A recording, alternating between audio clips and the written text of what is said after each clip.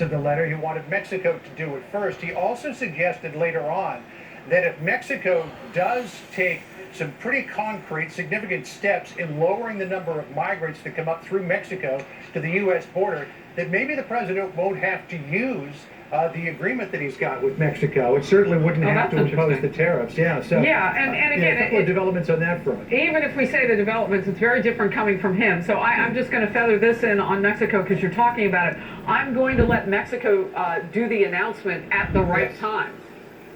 Correct, and that would be the announcement. I'm told by sources in the administration that on Friday night there was, at the very least, a verbal agreement from Mexico to become what's known as a safe third country, which means that migrants who came up through Mexico from Central America would be able to try to claim asylum in the United States in Mexico.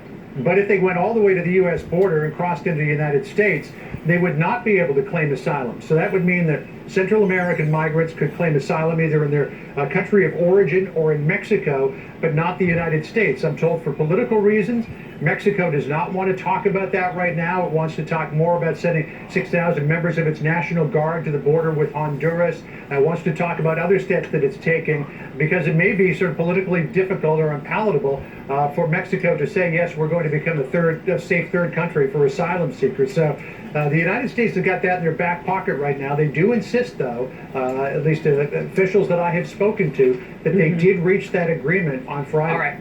All right, John, we are inside of about a minute warning. I do want to add this because we want to let people know what the president is going to do. So he is going to tour the Southwest Iowa Renewable Energy in Council Bluffs, Iowa, after landing. And that's the first of two events that he's partaking in today. He delivers remarks at the Republican Party of Iowa annual dinner in West Des Moines tonight as well. Just looking ahead to all of this, and this is an opportunity for Joe Biden to... We're going to fast forward this a little bit real quick. I personally believe the bottom line, it doesn't matter what president was in power, what president is in power, what president that may become in power. The bottom line is that whatever president is in power here in the United States, that they do an effective, efficient job for the will of the people pertaining to crossing all the T's and dotting all the I's. There's an interview right here that was partaken right before Mr. Trump got on his airplane and flew out northwest, pertaining to his affairs out there. Please listen to some of the answers that he gives, which I feel like will be enlightening to my audience. This is like the Academy Awards used to be before they went political. Now nobody cares. But great honor to be with you. We're doing very well. Mexico is doing a great job at the border, really helping us. We want the Democrats to help us as much as Mexico, and we'll have absolutely no problem at the border. We'll clean it up very quickly. But the agreement with Mexico has been great. They've been working very hard. We're doing very well together. Good relationship, yes.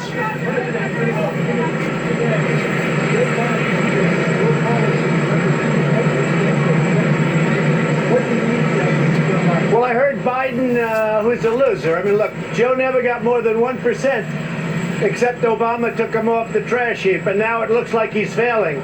It looks like his friends from the left are going to overtake him pretty soon. But I heard, his whole campaign is to hit Trump.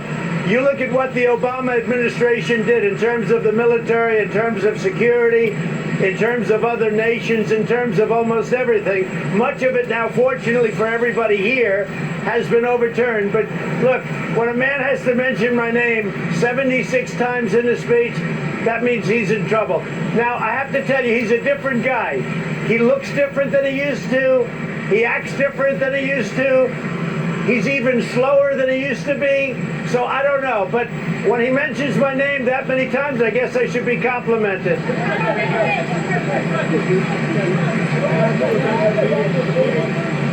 Who? I never do. My poll numbers are great. By the way, we've gotten fantastic numbers. I guess Rasmussen just came out with a 50%.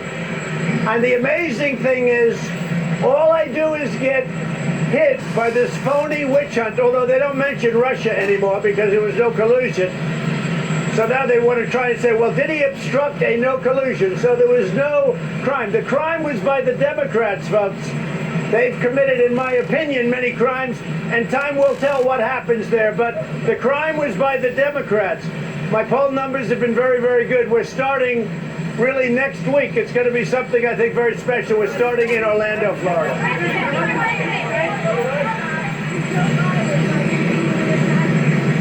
Excuse me?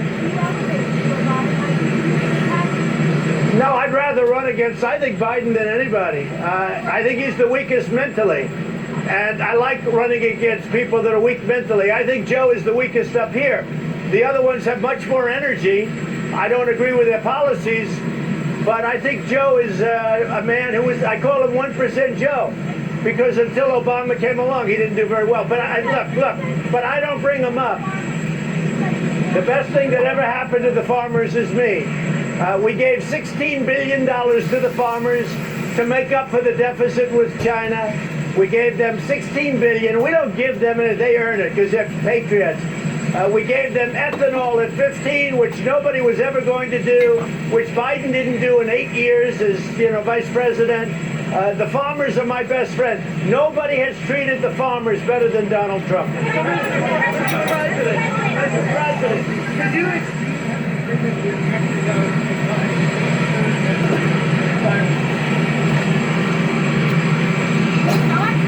That's the agreement that everybody says I don't have. So, no, because I'm going to let Mexico do the announcement at the right time. From Mexico, they want to go through, but here's the agreement. It's a very simple agreement. This is one page. This is one page of a very long and very good agreement for both Mexico and the United States. Without the tariffs, we would have had nothing. We had nothing 2 weeks ago. Mexico told us absolutely, I don't know where the Times got the story, but I think they got it probably for somebody that worked here and said, oh, how well they would do. Well, for a long time, for many years, people tried to get what we got in a period of a couple of days, and they couldn't get it. That's the difference. They couldn't get it. So Mexico, we're getting along with them great. Marcelo and the president and all of them were getting along great. They've started a very strong action. They're moving right now 6,000 soldiers to their southern border. Whoever heard of that? You think we had that 2 weeks ago? 2 weeks ago, I'll tell you what we had. We had nothing. And the reason we had nothing is because Mexico felt they didn't have to give us anything. I don't blame them.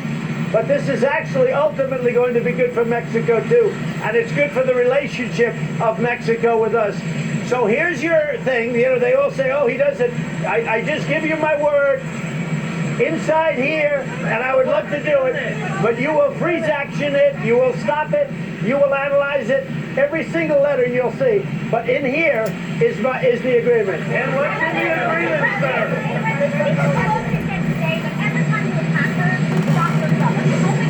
Now look, Nancy is a mess. The Democratic Party is a mess. They're doing everything they can to win the election in 2020. They are guilty of many crimes, many crimes, what they've done. They're guilty of many crimes. And hopefully in a short period of time, that'll be seen. They should never have done what they've done. And all they do is waste time on these investigations where there's no obstruction, no collusion, no nothing. And in the meantime, they can't get a border deal done. They can't do anything. We need, in addition to the great deal with Mexico, we need them to work on illegal immigration, on lower drug prices, on infrastructure, and they're not doing anything. They've come to a halt. They say you can't be trusted, sir. How do you react to the fact that the Democrats say you cannot be trusted?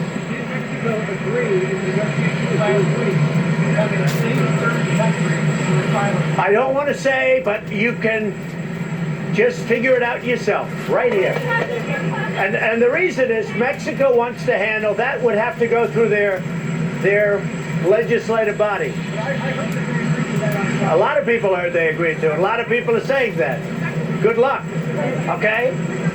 I'm not going to say one way or the other, but I will tell you, right here is the story. I don't like it when newspapers write fake news. or when reporters like you do fake news. I don't like that. So right here is the agreement. It's very simple. It's right here. And in here is everything you want to talk about. Done. It's done. It's done. It's all done. Emerald. Look. Joe Biden would have changed his rhetoric about China. Joe Biden thought that China was not a competitor of ours. Joe Biden is a dummy. Joe Biden thought China was not a competitor. China made $500 billion over a short period of time against Obama, Biden, and for many, many years, in all fairness to them. China is a major competitor, and right now China wants to make a deal very badly. It's me right now that's holding up the deal. And we're going to either do a great deal with China, or we're not doing a deal at all. Right now, China is paying us billions and billions of dollars. They never gave us 10 cents. And China ate our country alive during Obama and Biden. They ate us alive. And then Biden has some kind of a relationship financially, or his son, with China? Tell me about that. Because China ate the United States alive economically, and it's a shame. So, Mr. President, how do you respond to the Democrats? No. Pelosi attacked me. She was here. She made a horrible statement that I'm sure she wished she didn't make. She made a horrible statement while I was with the Queen of England, while I was with the President of France. I agree with this now.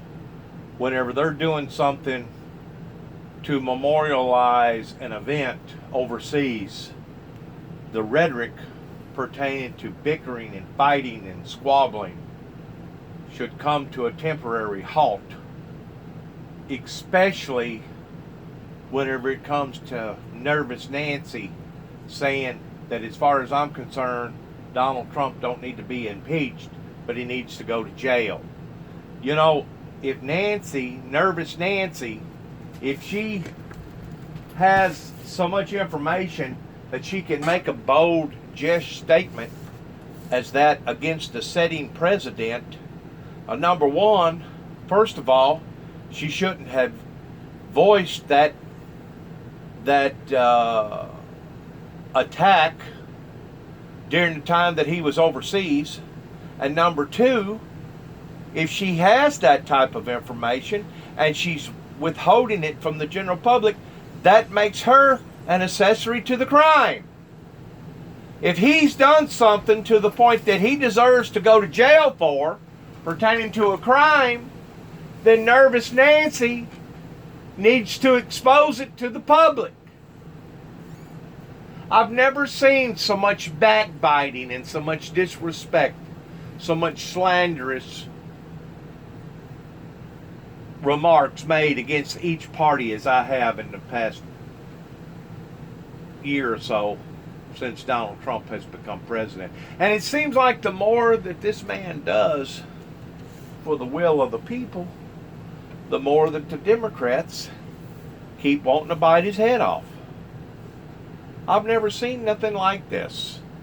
In my 58 years of being an American, I've never seen it this brutal to the point of hitting below the belt and nobody having a core of ethics to go by towards how far is one group willing to go against another. I really haven't never seen it this brutal, this ugly, this terrifying in regards of attacking a sitting president like Donald Trump. There's no doubt I don't agree with all his policies. You know, at first I was skeptical of the border problem with DACA and everything else until you really get to looking at it and investigating it, and you get to looking at the state of California towards it accommodating these type of immigrants legally, as well as San Francisco and other major cities that accommodate these type of people. I didn't know that the border crisis was near as bad as what it was until Donald Trump got to talking about it. God had showed me that the border crisis was going to intensify and get worse. So hopefully this agreement that Donald Trump has made with the Mexican government, hopefully this will reside some of those issues that we're dealing with towards us coming up into one of the worst parts of the season as far as the heat that will basically be lethal during this summer of especially the weak, children and mothers. But I don't agree with this president pertaining to the greenhouse, global warming, environmental changes. Unless he's had a change of issues towards seeing the truth, the facts about what we're doing to our planet, I don't agree with some of his policies. But just because I don't agree with some of his policies doesn't mean that I'm going to wash him up underneath the bus and step on the gas and put it in reverse and back up and keep running him over again and again and again like the Democrat Party is doing. I've never seen things so disproportionalized as what they are right now. And people need to wake up in identifying that these attacks, this tactic that they're using, the Democrat Party that they're using, is actually unproductive to taking care of the American affairs in the way that they need to take care of the American affairs, due to the fact that they're too busy bickering and biting and stabbing and chewing and backstabbing each other versus actually doing their jobs. We want to hear solutions to the problems. We don't want to hear the problems. We want to hear solutions to the problems. And unless you can produce, or at least put it out there on the table towards an ideal of a solution to the problems, we don't want to hear nothing else out of you. Okay? But the ones that committed the crimes are the Democrats and others.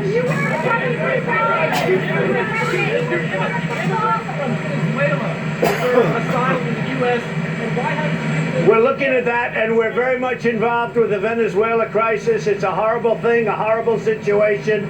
It's been brewing for many years. It really started in the worst form during the Biden-Obama administration, but it's been brewing for a long time.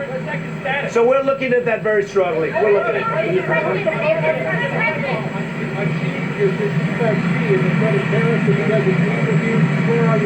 My relationship with President Xi of China is a very good one. One of the people I really like. I get along with him right. He's representing China.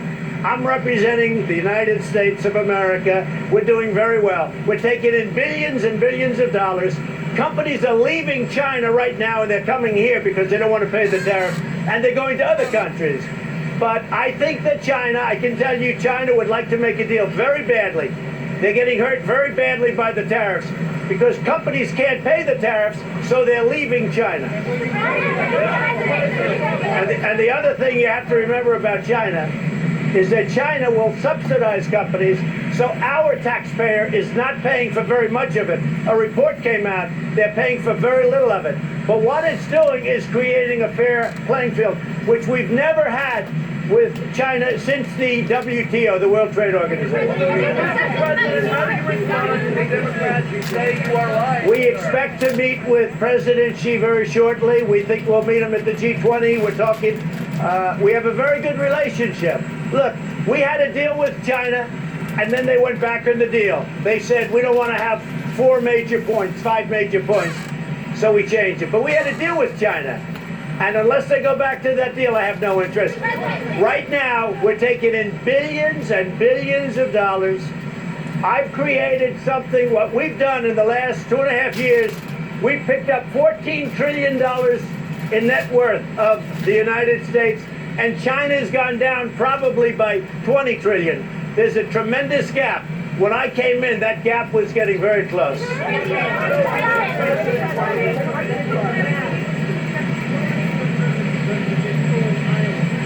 Well, I love Iowa. I've gotten along great. I won Iowa by a lot. the last time. Usually a Republican would not win it by that much, but I won Iowa, as you know, by a lot. I have a great relationship with the farmers. I have a great relationship with everybody. I mean, Iowa, I think, is going to be something that we win very easily. I think we're going to win. I saw a fake poll, a suppression poll in Pennsylvania. I even saw one in Texas. They're suppression. They're fake polls. Just like the fake media, of which there are many here, they're fake polls. We're going to win Texas by a lot. We're going to win Iowa by a lot. We're going to win, I would say, every Pennsylvania. I think we're going to do very well. We have steel companies opening up that for 40 years they didn't open up steel companies. Now they're opening up. No, I think we're doing very well. Right over here. So I see that, and I just received a beautiful letter from Kim Jong-un, and I think the relationship is very well, but I appreciated the letter. I saw the information about the CIA with respect to his brother or half-brother, and I would tell him that would not happen under my auspices, that's for sure. I wouldn't let that happen under my auspices. But I just received a beautiful letter from Kim Jong. What does that word mean, auspices? I've never heard that word used. Does that mean his administration? His auspices? I'll have to look that word up. I can't show you the letter, obviously, but it was a very personal, very warm, very nice letter. I appreciate it. And I'll say it again. I think that North Korea has tremendous potential, and he'll be there. I think that North Korea, under his leadership, but North Korea, because of what it represents, the people are great, the land is great, the location is incredible between Russia, China, and South Korea. I think North Korea has tremendous potential, and the one that feels that more than anybody is Kim Jong-un. He gets it. He totally gets it. Well, I don't know. I have not heard about that, but we'll see. I would, but I want to get it further advanced. In the meantime, no nuclear testing, no major missile testing, nothing like when I first got here. When I first got here, it was a bad mess. We have a very good relationship together. Now I can confirm it because of the letter I got yesterday. And I think, I think that something will happen that's going to be very positive. But in the meantime, we have our hostages back. The remains keep coming back. We have a relationship. Did you address the Democrats? Say it. I don't know anything about that. I know this, that the relationship is such that that wouldn't happen under my auspices, but I don't know about that. Nobody knows. So, Mr. President, did you address the Democrats? Quiet. Did you address Go ahead. the Democrats, sir? Say that you're lying. Shut up! Quiet! Quiet! That agreement said that war would be about in Congress and Constitution. But that includes the game of So Congress has to get their act together.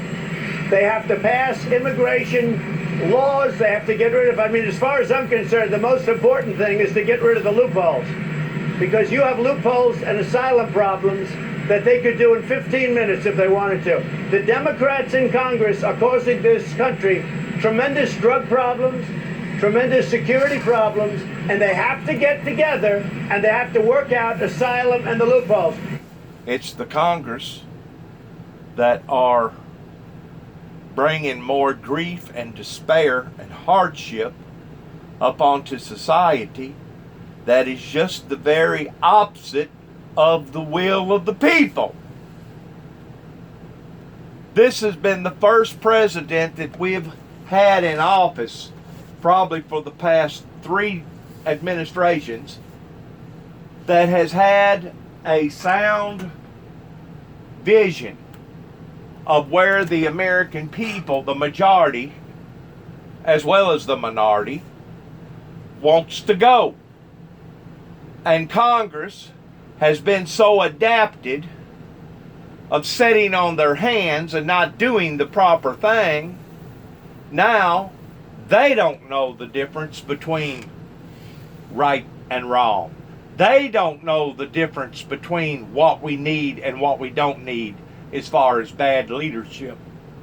They are the ones who help to manufacture the problem that we've all been facing now for the past 7, 8, 10 years pertaining to all these drug issues, as well as all these imprisonment issues, as well as all these indebtedness issues.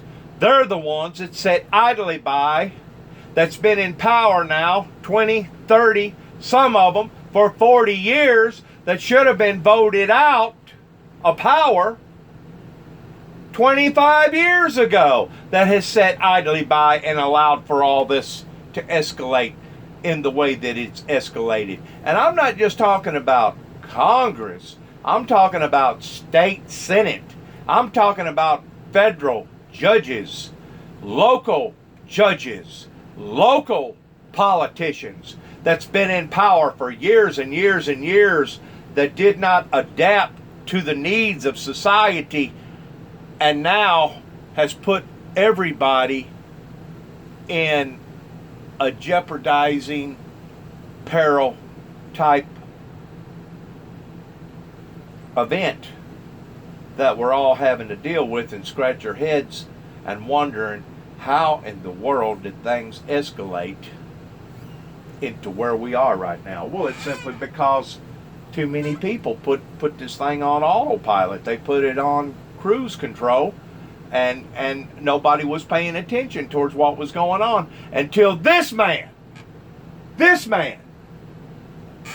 got in power and decided that it was time to clean the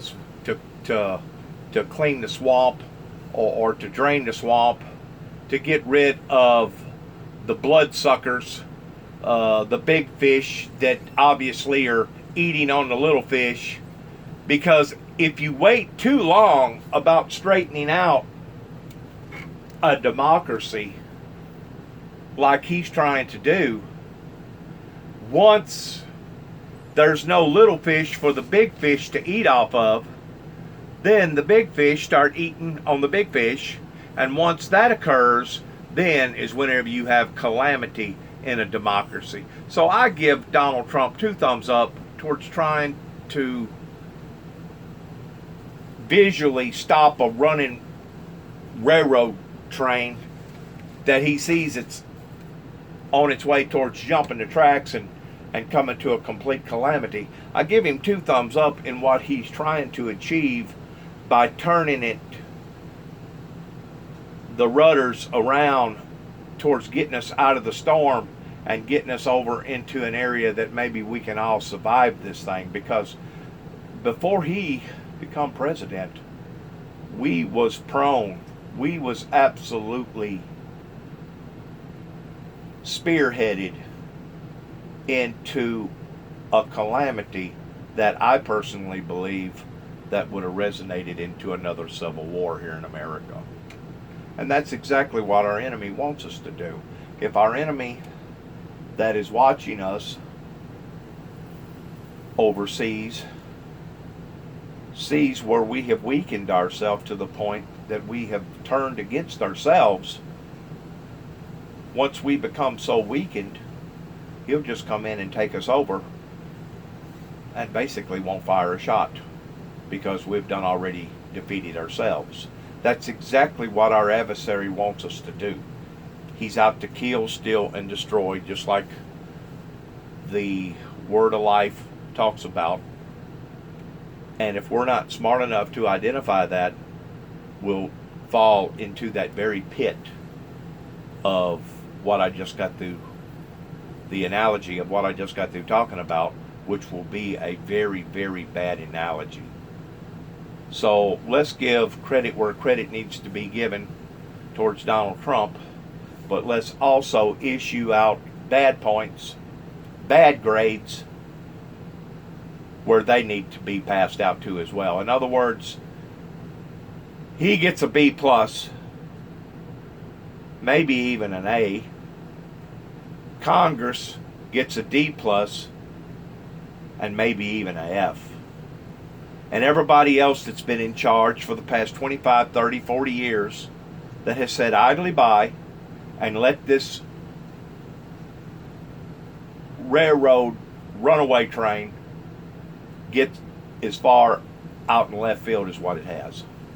These people need to be voted completely out of the circuit and never put back in to the circuit ever again. Ever.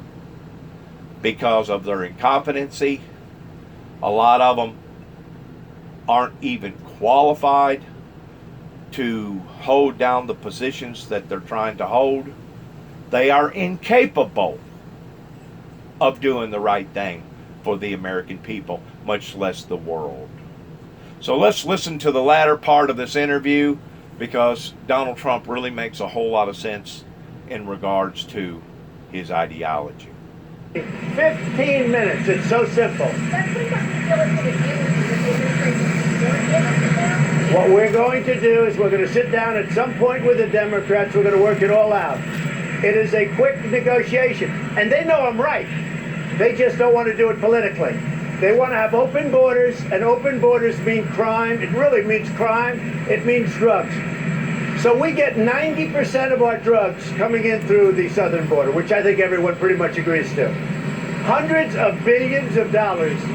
We can close it up so easy. Now, we took a big step with Mexico over the last 3 days. This is an even bigger step, but we took a big step with Mexico. The Democrats have to sit down with us, and we have to work something out very easily on asylum and on loopholes. That's what I was talking about a while ago. California being an asylum state and having an asylum cities within their state. And it's not just California, it's other parts of the country that basically pull out the red carpet for these illegals, for these immigrants that don't have proper paperwork.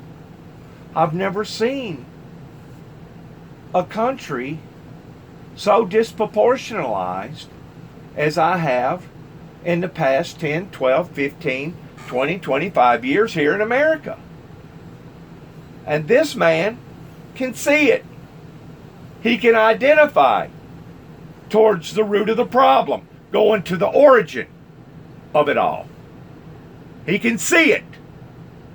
But yet now, every time he does something, the Democrats want to stab him in the back. They want to assassinate him politically speaking. I've never seen anything on this level in America as I have in the past 58 years. Now, does that mean that he's a saint? Why, no. Does that mean that he's perfect? Why, no. Does that mean that he's never going to make a mistake or say something that may be inappropriate or do something that's inappropriate? Why, no. Once more, he can't walk on water. Neither nor can I. But neither nor can nobody else that I know of. There wasn't but one human being that could do that. And they didn't like his ideology, and they wound up assassinating him because they didn't agree with him. Please, if there's ever been a time that we needed to use good, sound, core, common sense qualities, it is today, towards putting aside all this rhetoric that is causing so much confusion and havoc and hardship in people's lives. It's today that we needed to unify in each other and in a common cause. Any plan, any thought about another meeting with Kim Jong-un? Well, it could happen, but I want to bring it further down the line. Look, in the meantime, he's kept his word. There's no nuclear testing. There's no large, long-range missiles going up. The only thing he set up were very short-term, short-range. That was just a test of short-range. It's a whole different deal. But he's kept his word to me. That's very important. And again, the letter he sent was a beautiful letter. It was a very warm letter. That's a very nice thing. And I don't say that out of naivete. I say that was a very nice letter.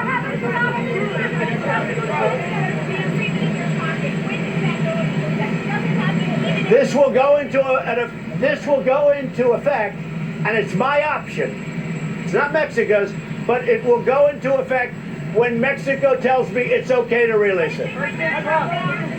If they bring the numbers way down, we won't have to use it. Okay? If they bring the numbers way down, we won't have to.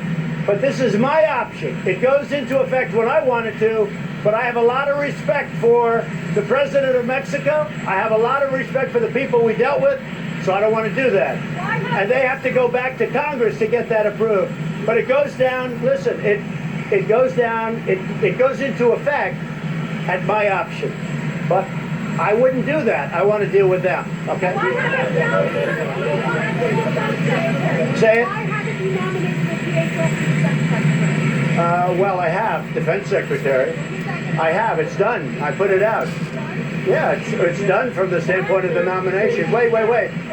Pat Shanahan was nominated 2 weeks ago. Yeah, no, I put it out.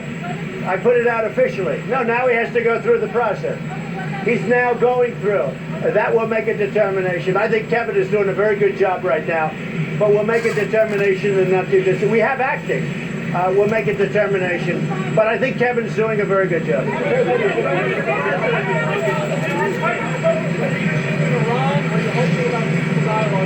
I hope that everything works out with Iran. Iran is a country that now, because of all of the sanctions and other things, is a much different country than when I came here. When I came here, they were all over the place causing terror, causing problems. They're not doing that right now, and I think they respect the United States right now much more than they ever have. So Iran's got a lot of problems, and I'd like to help them with those problems. We'll see what happens. But they have tremendous inflation. Their money is worthless. You can't buy a loaf of bread. It's a lot of problems in Iran. That's a lot different than it was 2.5 years ago. And big things were sanctions, but I think the biggest thing was and the most important was when I terminated the Iran nuclear deal, which was an incompetent deal. Thank you all. I'll see you in Iowa. Thank you. The President of the United States taking questions there on the lawn outside the White House as he boarded Marine One, and that was tape playback from our crew on the ground. So he's already on the plane.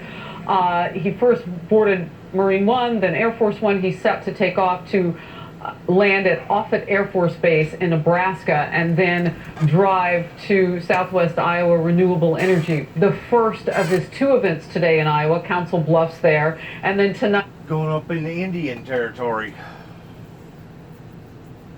Navajo.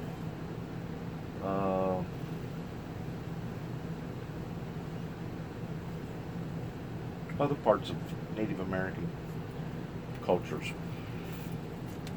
That ought to be interesting. Thanks for listening to my viewers.